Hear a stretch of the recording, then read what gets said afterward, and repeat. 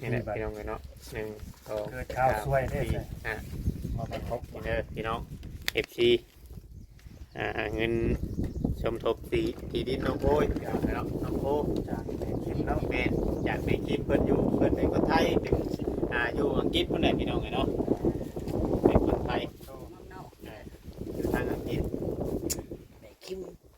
5,000 บาทน้องโอ้ ครับน้องโอ จับ ต้องตัดยาวต่ำกว่าจะสูง ครับ กว่า น้ำแน่ ก็ เห็นป่ะ สูงกว่ากล้อง จับ จับ แรงนั่นก็ มีแต่ว่ามอบ เอาถ่ายไว้ น้องมือเอาน้องมือเอาก่อน ก็ยังไปซื้อขาเก่งไปเก่งมาก เดี๋ยวยังจับเข้ามานั่งพี่ได้บาท เรียบร้อยเนาะ แม่มีแต่ให้บ่เล่าเก็บไว้พี่น้องเลยเนาะตื่มกันเข้ามา ขอบคุณแม่กิมยายกิมเนาะ โดย ที่ว่าสมท แต่ บเข้ามา กินยายกินแบบนะ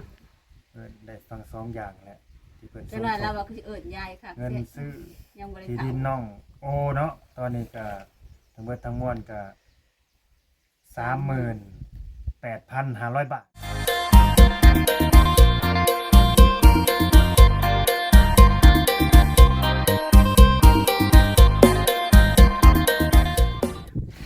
กับทักทายสบายดีพ่อแม่พี่น้อง FC หรือว่าปลาดุงกันเบิดสุขคนเนาะพี่น้องเนาะทั้งฝั่งลาวฝั่งไทยหรือว่าทางต่างประเทศพี่น้องเอ้ยแม่ FC ที่เข้ามาเบิ่งมาชมเข้ามาติดตามพี่น้องเนาะ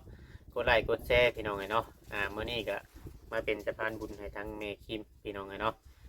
ที่ว่าเพิ่นให้มาเวียงมาเป็นสะพานบุญมอบเงินสมทบให้ทั้งบ่าวลาวสมทบซื้อที่ดินพี่น้องเอ้ยเนาะน้องโอแล้วก็ฝากคำเตือนน้องเองเนาะก็มาบอกทางน้องโอนี้ให้ปรับตัวใหม่ให้เป็นคนหูผู้ดีเนาะในเมื่อผู้รักผู้ใหญ่เป็นให้โอกาสแต่ก็ให้เฮารับเอาพี่น้องเลยเนาะก็จังได้ก็เบิ่งชมนํกันพี่น้องก็ติดตามไปเรื่อยทางผู้รักผู้ใหญ่เพิ่นก็ช่วยหลายทางพี่น้องเพิ่นบ่ได้ช่วยแต่นี่เพิ่นก็ช่วยหลายๆเคสที่ผ่านมาแล้วก็ช่วยทางอื่นนํพี่น้องเพิ่นทำบุญแบบว่าเพิ่นบ่ได้ทำแต่จุดเก่าพี่น้องเนาะบางคนก็อาจสิคอมเมนต์ไปต่างๆนานาว่าโมเดลในการเห็นบ้านเห็นเรือนนั่งนั่นนั่งนี่จังชันจังที่มีแต่ว่าผู้ได้ติดตามคลิปยูทูบเบอร์สายบุญอาจจะหูจักเพิ่นดีเนาะเพียงเนาะจังได้กับเบิ่งชมไปทำกันเดี๋ยวสิมอบเงินให้ทางน้องโอสมทบซื้อที่ดินมอบให้ทางบ่าวลาวนี่แหละพี่น้องเอ้ยจังได้กับเบิ่งทำกันเนาะ ที่เยอะเราเปิดก็ได้ เอาเห็ดปวกเด็ดแบบนี้สบายดีเด้อโดยสบายดี ส ทา บาง ยดีน้องปู น้องโอคนใหม่ วันนี้ พี่น้องเอ้ย ยังหน้าเนาะ อ้าว เป็นไม้ พี่น้องบอกว่าลายเยอะหาเนาะดีๆนี่ก็ เขาเรื่องเลย มาลุ้นน้ำกันเอาบ่าวเวียงสีมาแจ้ง เขาดี ข่าวดีน้องโอ โดย เนาะมาบุกมาถึงเทียงไหเทียงหน้าบุกฮอดไหนหน้าพุ่นแหละมื้อนี้นะ ของแนวมันเปิดไม้เบี้ยเด้อชาวพี่น้องเปิดไม้เบี้ยสมมติว่าเฮาสิหาน้องเมื่อกับมันก็สิค้ำเนาะ โอ้ครับแท้ ค้ำอยู่แล้วนะปกตินี่นะไปเฮ็ดเบี้ยหน้าไผก็ค้ำอยู่แล้วแต่หน้าบ่เสร็จมื้อนั้นก็จักมุ่งเผื่อมามื้อนั้น เดี๋ยวไป เผื่อไปเผื่อมาเผื่อไปนาอีกบัดนี้ไปนาแล้วไก่เด้ไก่กว่านาแม่ข่อยอีกได้นานเขาบ่เซ็นบัดนี้ต้องเมื่อขี่รถอยู่เฮือนเราอีกเนาะ ที่จักบอกเลย ขี่รถจักรออกไปหน้าอีกบัดนี่โอ้ค้ำพี่น้องเลยเผื่อเรามาหับเอากะเผื่อไปหอนหน้าก็ช่วยอีกเนาะ 9 โมง ทีนี้มันอันนั้น เบิดเวลานะฮะครับเพราะว่า แม่นเบิดเวลาในการเดินทางนี่ก็หลายเติบนะพี่น้องทางไปเที่ยวได้เปิดหูเปิดตา ที่ได้ข่อยแบบว่าง่ายๆว่าก็ข่อยสิบ่มาเอาเจ้าเมื่อช่วยกะมันเนี่ยเวลามันไก่ห้องหน้าข่อยน่ะบ่นั่นดอกเมื่อฮอดเฮือนกับแม่นฮอดหน้าโดดเนี่ยเฮือนกับนามันอยู่ร่วมกันหากแต่ว่า ในการเดินทางไปรับไปส่ง แม่นมันอันนั้นหน้าบ้านอยู่หากแต่ว่ามันเอาไปส่งไปหับ หน้าที่บ้านเลย แม่นก็เลยบ่ได้เอาน้องเพิ่น FC กับคอมเมนต์อยู่คือบ่เอาอันนมโอเมื่อไปให้ธนาช่วยบ่นั่นดอกพี่น้องเอ้ยเนาะ บ่เพียงผู้เดียวก็ไหวอยู่เนาะ ไหวอยู่คอยเฮ็ดไปนะครับเฮายังบ่แม่นย่ํแบบว่าย่ํดำเด้เฮาใส่ฮุดไทยยังก็แก๊กๆไปนี่ก็ได้อยู่แล้วมื้อนี้ก็คือว่ามีแต่ว่าอัน มามอบเงินสมทบพี่น้องเนาะมามอบเงินสมทบให้ทางเงินบ่อลาวนี้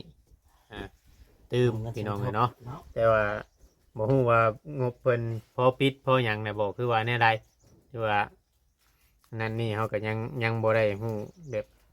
รายละเอียดนะเพราะว่า FC เพิ่นก็รอรุ่นอยู่แล้ววันนั้นวันคารวันพุธนี่เนาะ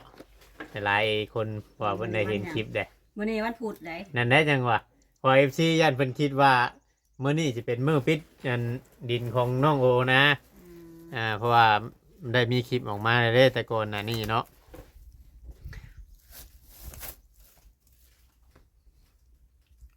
ใจจริงก็อยากให้เป็นไปได้ได้เนาะน้องโอเนาะ โดย ใจจริงก็อยากให้เป็นไปได้ให้ปิดนั่นแหละพี่น้องเนาะอันนี้ก็คืออัน อยากไปคือกันนะบ่าวลาวก็อยากไปคือกัน อยากปิดคือกันบ่ ปิดเร็วๆนี้ อืม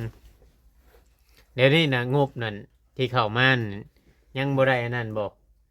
ยังบ่ได้เข้ามาเพิ่มอีกบ่คือว่าแนวใด บ่ ยังทำเก่าอยู่ ยังสำเก่า โอ้ เพอเดี๋ยวนี้เขาก็มีแบบเชื่อผู้ใหญ่นี่เกี่ยวกับสมทบงบซื้อดินน้องโอนี่มีอยู่3 คน 3 ทัน 3ท่านผู้ใหญ่ใจดี4เนาะเพราะว่าผู้ละสุดนี่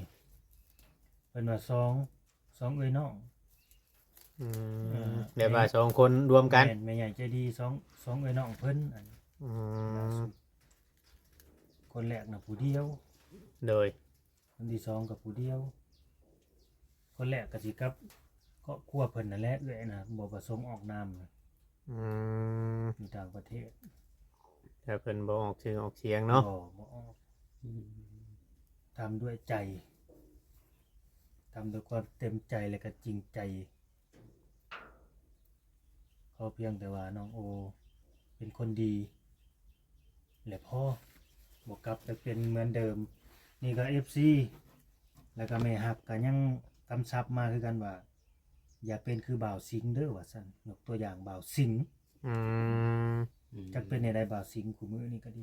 คือบ่มีใครไปหาเลยเนาะ บ่นี้ไปไปหาเอาได้บ่ได้ จนลื ของ ม โล เล ก ย โซเชียลได้ล้นนะบ่ ไปอยู่ ง่าย ในเฮือนบ่าวสิงห์นี่ไปฮู้อยู่บ่ ๆจังว่าทุกข่อยก็บ่ได้เข้าไปเลย อันนำว่านักหึงแล้วเนาะ แม่น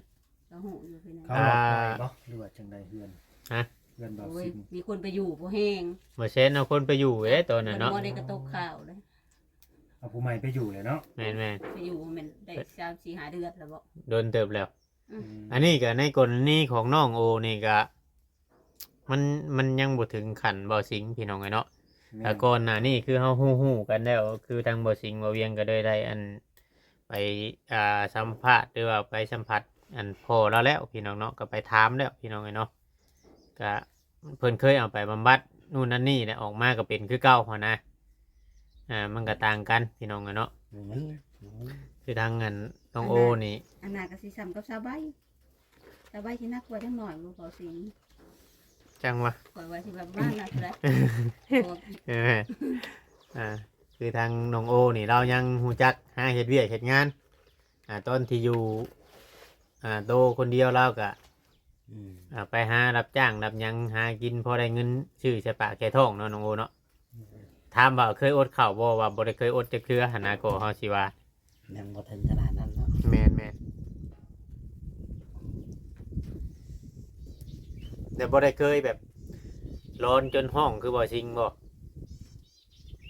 บ่เคยเนาะ ยันว่าเคยร้อนห้องบ่ชิงแล้วห้องก็สิว่า เป็นผีบ่ แม่บ่ฮู้ว่าเราเห็นหยังคือกันเราไปเอาอันกระดูกผีกระดูกหยังมาน้ำเฮือนน้ำหยังอะนะตอนนั้นน่ะ อืม ในแบบบางคนก็ มันก็สินำมาแหละ อืม มันสิเว้า บางเทื่อก็ภาพเห็นจินตนาการหลายนะคือทางน้อง ประสาทของคนเป็นน้ำประสาทบ่ดีก็เป็นเลือด อืมเจ้าก็เริ่มจะนั่นได้ละว่าเดี๋ยวนี้ตั้งแต่พัวพันกับยูทูบเบอร์หลายๆคนเพิ่นแนะนำให้คำดีๆนู่นนั่นนี่นี่ถอยแล้วเนาะคักแน่ได้ เลย ยาชงยาสูบก็โดนพรนะบ่ โชว์ทั้งมือก็เบิด ช่องหนึง จ้าเลย เอ่อ 2-3 มื้อหากระเบิดซองหนึงเริ่มลดพ่อนำได้มันพ่อกับแม่เจ้าก็ญาติกันสูบยาได้จังเมาน่ะ อืม เออ รู้ว่าได้ว่านั่นกันย้อนยาสูบ เมื่อวานนี่แม่มุดเปิดเผยความจริงให้ข่อยฟัง แม่นบ่ ว่าผัวบ่อยากให้เมียสูบยา พอหมดเอ้ยแม่หมดกับพ่อจอย บัดผัวสิสูบคนเดียวผัวบอกแล้วก็ให้กันผิดเตียงกันเอาไปซื้อเหล้ามากินหนดเลอะเลยบาด ประชดกัน แม่นก็เลยเพราะว่าใจจริงก็คือเฮาเคยห้ามมาได้แต่จอยแบบว่าง่ายๆแต่เฮาก็เคยห้ามแบบว่าบ่อยากให้สูบทั้งผัวทั้งเมีย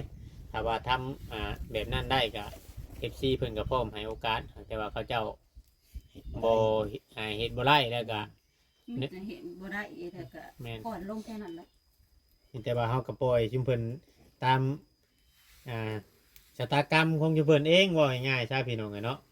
คือทางน้องโอนี่ก็คือมื้อนี้เนาะพี่น้องก็ได้มาบอกข่าวดีเพิ่นแล้วก็มีแต่ว่าสิมามอบ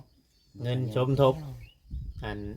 นำบ่ลาวตื้มพี่น้องเอ้ยแต่ก็ยังบ่ได้ปิดดอกบ่ลาวเอ้ย บ่ได้ปิดบ่ บ่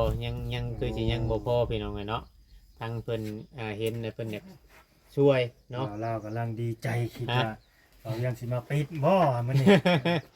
บ่ยังบ่ได้ปิดแบบว่าอันเพิ่นอยากเติมมานะเพิ่นอยากเติมในการซื้อดินเนาะจำเป็นไปได้หรือว่าในโอกาสต่อไปก็สมมุติว่ามีการสร้างหันสร้างนี่ก็เพิ่นสิเติมไหมเพิ่นว่าว่านะ โอ้เพิ่นก็ยังสิซอยอยู่ แม่นแต่ว่าเพิ่นก็มีข้อแม่อยู่ได้ มีข้อแม่อีก คำว่าน้องโอนี้เป็นคนฮู้ผู้ดีเว่าง่ายๆซะแบบว่าบ่กลับไปกับสิ่งมัวเมาแล้วก็กับสิ่งเสพติดหรือว่าฮู้จักเฮ็ดเวียกเฮ็ดงานหาเลี้ยงตัวเองแบบนี้มีไผจ้างก็ไปนั่นเพิ่น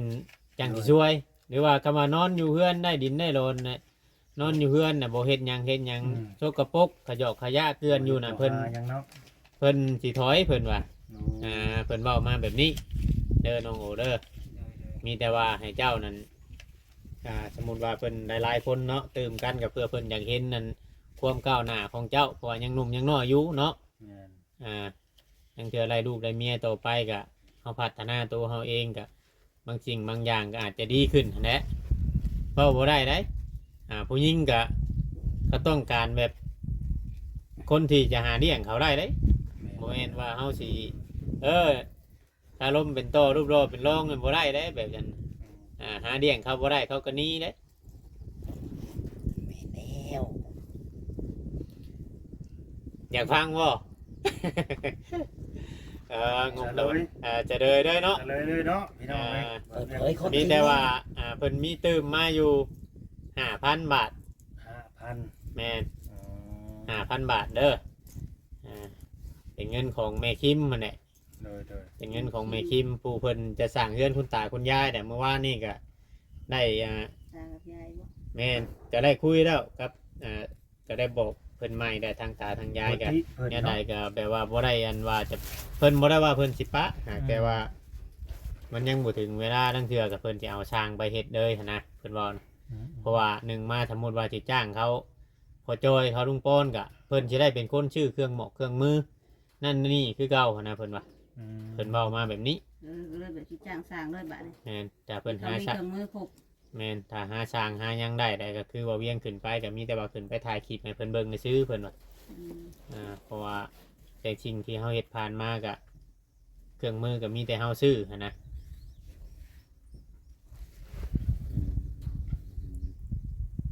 ดีใจบ่ เลย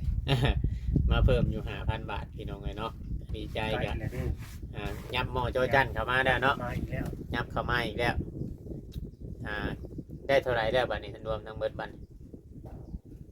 ก็สิเป็น38,500เนาะ 38,500ใกล้แล้วพี่น้องเอ้ย แต่ โอ้ยเลข จริงแล้ว เลข38บ่มื้อนี้เนาะ เมื่อคืนเนี่ยมันออก31เลย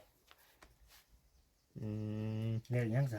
31 ในกุ้งได้เมื่อคืน อืม เลยละงอด แม่ในกุ้งกดงอดได้เมื่อคืนนี่นะใกล้แล้วพี่น้องเนาะมีแต่ว่าหวังว่าผู้รักผู้ใหญ่เนี่ยพี่น้องเอ้ยจะมาชมทบตื้มเนาะพี่น้องเนาะ ในเรื่อง ทะเบียนรถเทียนออกทะเบียนรถมันคือบ่ปันจังเนาะ คือบ่ซื้อ กันแล้วคุย ตัด บ่ เข้า ได้บ่ได้เคยถือเทื่อบ่เคยซื้ออยู่บ่บ่ได้ซื้อเลขเนี่ยมันสิอยากถือเนาะ อืม เป็นไปบ่ได้เลยตัวนี้ก็ได้ ต้องซื้อตลอดเด้ ต้องฟันมาบอกแล้วจะสิซื้อ เอามีแต่ว่าสิมอบเงินให้บ่ลาวพุ่นได้ไปนั่งอยู่พุ่นได้บ่ลาว อย่างผมบอก แม่น ไปหับโซกหับฉับน้ำกันบัดนี่ ชักแนว หับสับหับโซกน้ำกันเอ้ยยังได้จับเงินอีกแล้วมื้อนี้พี่น้องเอ้ย โอ้ยซั่นข่อยสิท่าบ่จอยมานำของเนี่ยมาน้ำปลาข่อยก็ย่านคือนะ ย่านบ่ เงินเพิ่นเฮียรถโย อ่า บ่แล้วเด้อเฮ้ย ถือเงินหมู่นี่มันอันย่านเด้สมมุติว่าเฮาไปน้ำปลาน้ำโดน บ่ นี่ ได้อุ่นเลยเนาะ แม่น ย่านแน่นั่นแหละบาง นี่ ที แหละ แบบ พี่น้องเอ้ยเนาะ1 2 เกิดข้าวซวยเด้ สี่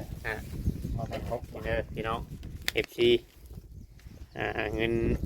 สมทบสีที่ดินน้องโอ้ยเดี๋ยวเนาะน้องโอ้ จากแม่คิมเนาะ แม่นจากในคลิปเพิ่นอยู่เพิ่นเป็นคนไทยเป็น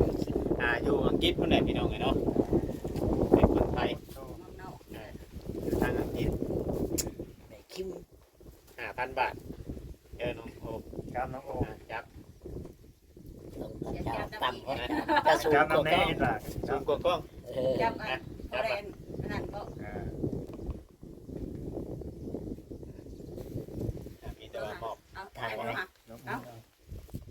น้องมือเอาก่อน ก็ยังบ่ได้ซื้อขาแกงไปแกงมาถ่ายเนาะ เดี๋ยวยังกลับเข้ามานั่งพี่ได้บาท เรียบร้อยเนาะ แน่ๆมีแต่ให้บ่เล่าเก็บไว้พี่น้องเอ้ยเนาะตื่มกันเข้ามา ขอบคุณแม่กิมยายกิมเนาะ โดย ที่ว่าสมท อยา บ ก เข้ามา กินยายกินไว้นะ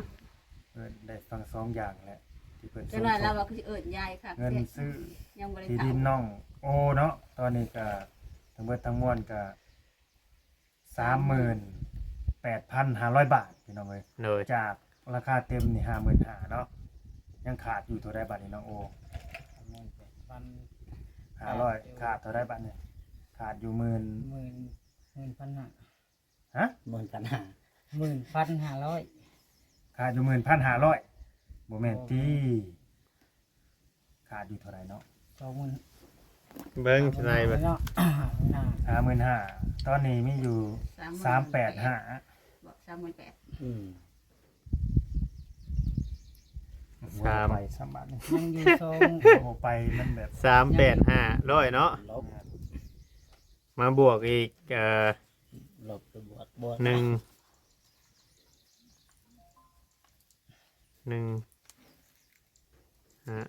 ไปถ่ายแล้วช่องสวยถ่าย มัน55,000ได้เนาะกี่ดินน่ะเนาะ 55,000 ผมขาดอยู่หมื่นปลายพุ่นได้ ตอนนี้นะแต่ละคนนี่เบิ่นนะ 11,500นะ เออ บ่ถึงไหน 11,500แม่นบ่ 16,500พุ่นได้ 16,500 อ๋อยังขาด16,500 อีกไปเด้เนาะ แม่ อีก5,000 ขาด16,500พุ่ ขาน ดอีก16,500พี่น้องเอ้ยเนาะ ยังมี500อีกเนาะ แม่น เพราะว่ามันมีปลายมัน500เลย55,000บ่กี่ดินทั้งเบิดทั้งมวล เป็นครั้งแรกได้นี่ที่ได้มาหับโชคนำน้องโออยู่ไห้อยู่หน้าพี่น้องเอ้ยเนาะ มาเลย ก็ดีใจนำหั่นแหละเนาะน้องเพิ่นได้เพิ่นมีเฮาก็ดีใจนำพี่น้องเอ้ยเนาะเพราะว่าก็อยากให้มันสำเร็จภารกิจนี้นะไปที่ละขั้นตอนเนาะ แม่น เปิดเวลาเบาเล่าแล้วเดี๋ยวบาดนี้สิเข้าไปดู จุดเริ่มเลย มาได้ไหม ดูล้างกล้องคือ เดี๋ เก่า ยว เลย เบิด พี่น้อง สิ เอ้ย เบิดหน้าซะดอก ๆก็คือว่านั่นแหละเนาะพี่น้องเนาะก็ดีใจน้ำน้องเพิ่นอยู่ก็ยังบ่ได้หล่นปานใดเนาะบ่าวเราเนาะ แม่น ก็มีเข้ามาเรื่อยๆได้พี่น้องมีเข้ามาเรื่อยๆแล้วก็คือเว้าว่าแน่พี่น้องเอ้ยถ้าว่าที่ดินเพียงพอหรือว่าถ้าว่ามีผู้รักผู้ใหญ่หรือว่า FC เนาะเพียงเนาะอยากจะเปลี่ยนแปลงคนคนหนึ่งให้มาเป็นคนดีก็ง่ายๆใช่พี่น้องจากสิ่งที่เคยหลงผิดเนาะเราก็ยอมรับตัวเราเองอยู่พี่น้องเอ้ย น้องครับ น้องโอนี่เรายอมรับตัวเราเองอยู่บาง FC ว่าโอ้ยเป็นหยังต้องเลือกช่วยคนแบบนี้จังซั่นจังซี่ที่เคยดีหลายที่ผ่านมาอันนี้ก็ทุกคนมันต้องมีทางออกของตัวเองพี่น้องเนาะบางเทื่อบางทีก็ขนาดคนที่เคยชั่วที่สุดแต่ก็กลับเข้ามาเป็นคนดีอีกก็ได้นะพี่น้องผู้รักผู้ใหญ่เพิ่นให้โอกาสเฮาก็ บ่ควรที่จะปล่อยโอกาสให้มันดุดพ้นไปเนาะน้องโอมีแต่ว่าเฮาปรับตัวเป็นคนดีสิ่งใดมันดีแต่เฮาฮู้ว่ามันดีแต่เฮาเฮ็ดถ้าว่าเฮาฮู้ว่ามันดีแต่เฮาบ่เฮ็ดน่ะมันยากตัวนั้นน่ะแต่ว่าแนวไหนมันถึกมันควรเนาะเห็นทีมงานหรือว่ายูทูบเบอร์เนาะพี่น้องเนาะเข้ามาทายก็มีหยังก็ให้บอกเพิ่นตรงๆเด้อบ่แม่นว่าได้บัดอันเพิ่นถ่ายไปโดนๆไปแล้วบัดยังเมื่อยก็เว้าว่าเมื่อยร่นน่ะมันกงกันข้ามกับสิ่งที่ผ่านมาได้มันอยากคล้ายๆว่าตอนที่เฮายังบ่มีเฮาแสดงแบบว่าเฮาอยากไล่ของเพิ่นน่ะชื่อน่ะบ่เฮ็ดแบบนั้นเด้อบัดเฮาพอเฮามีแล้วคนที่เพิ่นทุ่มเทกับเฮาคนที่ว่าเพิ่นนั้นทุกคนน่ะเข้ามาถ่ายก็เพื่ออยากให้จุมเจ้าไล่ดีนั่นแหละเพิ่นทุ่มเทเบิดเพิ่นเอาความดีเข้ามาเบิดแต่ว่าเฮาบ่อยากให้มันเกิดขึ้นนะเพราะว่าผู้รักผู้ใหญ่นี่เพิ่นเคยเสียใจหลายเด้แต่ก่อนนี่อันนี้ก็หลายๆคนเพิ่นก็นั่นได้จุมเพิ่นเสียใจในช่วงมันเขาไว้หมดนี่ก็หลายได้เนาะเพิ่นเตรียมโตคักแน่แล้วบัดบางคนค่อยไปถ่ายเมื่อวานนี่ก็ยังโดนมาอยู่แบบว่าฉันยังมั่นมองกับเพิ่นแล้วกลับมาเฮ็ดอีกนะแบบในการกินเหล้ากินหยังอันนี้คือกันคือเจ้าคือกันแบบว่าเจ้าสัญญากับผู้รักผู้ใหญ่เพิ่นเบิ่งเพิ่นแย่งเพิ่นบ่แม่นพ่อแม่นแม่เฮาแท้ๆเนาะเพิ่นเบิ่งเพิ่นแย่งเฮาแบบนี้เฮาบ่มีชงเชื้อใช้เฮาบ่มีเงินใช้เป็นหันเป็นนี่เพิ่นก็ยังยื่นมือเข้ามาช่วยนะอยากให้เฮาคิดเบิ่งตัวนี้แหละเด้อน้องโมเด้อเฮาคิดว่าพ่อแม่เฮาเพิ่นยังบ่ได้บอกสอนเฮาคือชุมอ้ายนี่คือกันบอกสอนหยังบอกสอนเพื่ออยากให้เฮาเป็นคนฮู้ผู้ดีเนาะบอกแต่สิ่งดีๆ แม่นเพราะว่าบ่มีเงินก็ชุมเฮาก็พยายามหาผู้รักผู้ใหญ่เข้ามาซัพพอร์ตเจ้าแล้วก็หลายคนถ้าบ่มียูทูบเบอร์นี่บ่มีไผเห็นเจ้าเด้บ่มีคนฮู้จักเจ้าอีกก็ง่ายๆก็อันนี้คือว่าจักสิเป็นแนวใดแล้วแม่นสมมุติว่าเจ้าสิอยู่แต่เฮือนน้องของเอื้อนางนี่ก็บ่มีไผสนกับเจ้าก็ยูทูบเบอร์บ่สนก็ผู้รักผู้ใหญ่เพิ่นก็บ่ฮู้ว่าเจ้าเดือดร้อนหยังแน่เนาะแม่นอยู่เป็นอ้ายของน้องเต้ก็คือที่ผ่านมานี่ก็ตะกี้เขาเจ้าก็บ่ได้คอยทายเจ้าบัดเจ้าก็เคยไปฮอดไถนาให้บ่เตียงตะกี้นั่นแหละเพราะว่ามันทางบ่แม่นจุดเด่นบ่เป็นตัวเด่นเด้ แม่น เป็นแค่ตัวสำรองไม่ใช่บ่ได้ถ่ายบ่สิเป็นลง บ่ได้ถ่ายเลยสมบ่ โอ้ยบ่ได้ถ่าย ก็แบบผ่านไปถ่ายเด็กๆน้อยๆแต่ว่าแบบบ่ได้อันนั้นเนาะเป็นเด็กผ่านหน้ากล้องซื่อก็มีแต่ว่าให้ตั้งมุกตั้งใจใหม่เด้อบัดนี้เด้อขอบคุณทางผู้รักผู้ใหญ่เพิ่นเบิดทุกผู้ทุกคนน่ะก็ทางแม่คิมเพิ่นอีกเทื่อนึงอยู่ให้เจ้าขอบคุณเพิ่นจำชื่อกันได้เด้อแม่นแม่คิมหรือแม่คิมแม่คิมแม่นคิมเบอร์ดี้แม่คิมขอบคุณเด้อแม่คิมแล้วก็ผู้ใหญ่ใจดีเบิดทุกคน ใจดีเบิดทุกคนแล้วก็ถึงเว้าเวียงดีเป็นสะพานบุญเนาะเป็นสะพานบุญให้มาให้น้องก็ขอบใจแม่คิมแม่เนาะโดยคิมให้อยู่ดีมีแฮงทานมาให้ลูกมาทำใดก็คืน130,000 เท่าคืนก็ไปหาแม่คิมมันตื่นได้เงินแสนสุขภาพแข็งบ่เอาแนวนี้นอนหลับให้ได้เงินหมื่นนอนตื่นให้ได้เงินล้านให้มันกลายแสนเนาะหลับแต่แสนก่อนแล้วสิว่าเงินล้านเอาไว้แล้วเว้าเลยคัดเลยดีใจเนาะมีพลังเต็มที่เลยบัดนี้เนาะมันลงไปท้ายหน้าต่อได้มีพลังเต็มที่โดยก็มีแต่ว่าดีมุกดีใจเฮาก็ดีมุกดีใจน้ำน้องเพิ่นอยู่พี่น้องเนาะแต่ว่าให้น้องเพิ่นมันก็เริ่มเดทออนได้เริ่มบดได้ขอบคุณหลายๆเด้อยายคิมเนาะแม่คิมเนาะที่ว่าได้สมทบตามที่เพิ่นเว้านั่นแหละเนาะเพิ่นก็มาคอมเมนต์อยู่ในช่องบ่าวก็มาคอมเมนต์อยู่ว่าเดี๋ยวแม่ก็จะช่วยสมทบเพิ่นก็สมทบอีหลีแต่นี่ก็ยอมรับได้บ่ว่าที่เราสมทบมาสำเร็จก็เพราะว่าเราก็มีภาระเดี๋ยวแล้วก็ซอยไปหลายทางแม่นเนาะก็เข้าใจกัน 5,000นี่ก็โหหลายเด้อพี่น้องหลายได้ 5,000 นี่ก็ดี ราะว่าการเฮ็ดบุญนี่นั่นคือมันเพิ่นเฮ็ดนี่นั่นคือมันเพิ่นบ่ได้เฮ็ดแต่กับชุมเฮาสายบุญมันก็หลายเด้ แม่น เพิ่นก็ซอยไปหลายๆทางหันนะพี่น้อง กันไปเบิ่งหลายแห่งหลาย แม่น เนาะอันนั้นคนถูกคนยากนะ โดย อ่ะก็สิได้จบคลิปด้วยบาดนี้เนาะ โดย บ่มีหยังแล้วก็สิจบคลิปไปเฮ็ดเวียกเฮ็ด โด งาน ยให้เบียกบัดนี้สบายดี สบายดี บ่ เนาะ ได้เอา สบายดี สบายดี โอเคเนาะ เนาะเพียงเนาะก็คือสิประมาณนี้พี่น้องไอ้น้องก็ได้มอบเงินสมทบที่ดินกับมาทางบ่าวลาวที่ดินน้องโอน้องเพียงน้องโอ้ยให้ได้พี่น้องไอ้เนาะก็เป็นที่เรียบร้อยพี่น้องเนาะก่อนอื่นเฮาก็ขอขอบคุณขอบใจทางแม่คิมเด้อพี่น้องไอ้เนาะที่ว่าให้บ่าวเวียงเป็นสะพานบุญให้อีกแต่หนึงพี่น้องเนาะในครอบครัวของมัน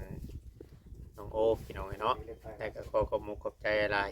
คอยแม่อยู่ดีมีแฮงเนาะ ปราศจากโรคภัยไข้เจ็บทั้งหลายทั้งปวงเด้อขอให้สมความมุ่งมั่นปรารถนา